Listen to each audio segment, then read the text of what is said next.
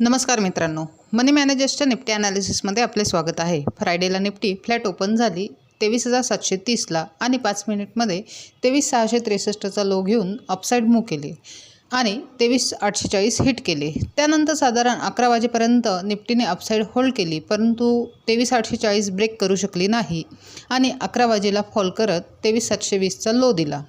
त्यानंतर 23,800ला एक पुलबॅक घेऊन पुन्हा डाऊन मूव्ह करत 23,610चा लो बनवला आणि 23,643ला क्लोज झाली।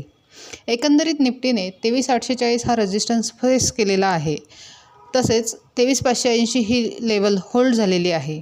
आता उद्यासाठी बघितले तर 5 मिनिट टाईम फ्रेममध्ये 23,840 आणि 23,580 या दोन महत्त्वाच्या लेवल्स आहेत। जर 23,840 वरती ब्रेक झाले तर निफ्टी 23,960 पहिले टार्गेट आणि 24,050 दुसरे टार्गेट हिट करू शकते, परंतु जर निफ्टीने 23,580 खाली ब्रेक केले तर 23,400 पहिले टार्गेट आणि 23,260 दुसरे टार्गेट हिट होण्याची शक्यता आहे।